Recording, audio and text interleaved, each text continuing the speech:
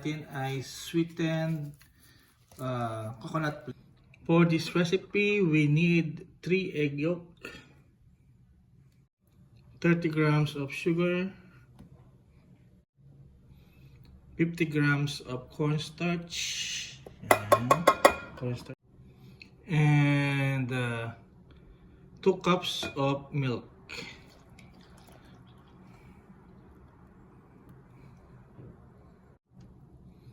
Pag napagsama-sama natin yun, haluin lang natin hanggang sa mag-blend. Stir well.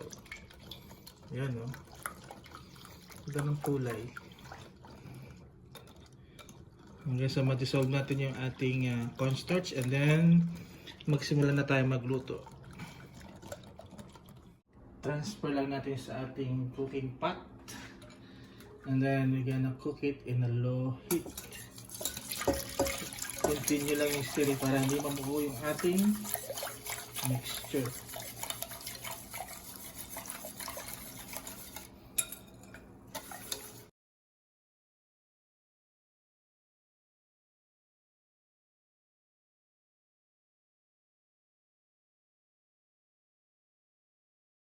So pag ito na yung ating mixture, turn off the heat. Hindi na siya runny. Ilipat na natin sa ating container. Ilipat lang natin dun sa ating mold. So mapapansin niyo yung ating mold meron ng cling wrap para madali siyang tanggalin. Alam niyo yung kung yung maha-blanca, parang ganun lang din gagawin natin. Pero may konting twist.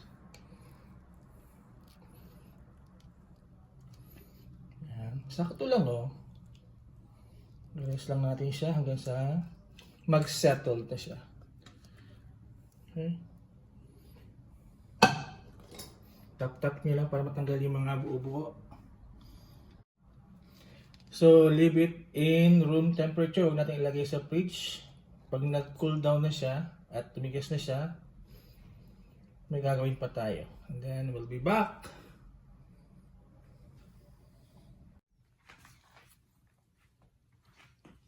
So, hours later, finish siya. So, the reason why I put this plastic is you can just grab it. Can be easily taken out from the mold. Okay? Just like this. Oh, there you go. Clean.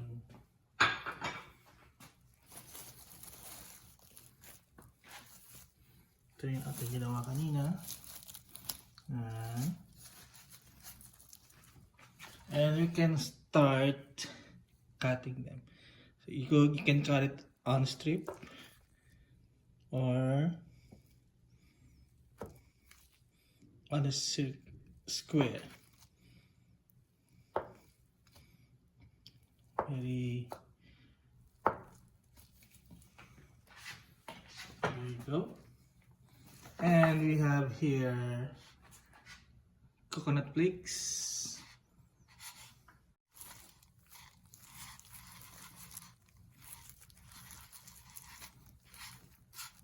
Yan.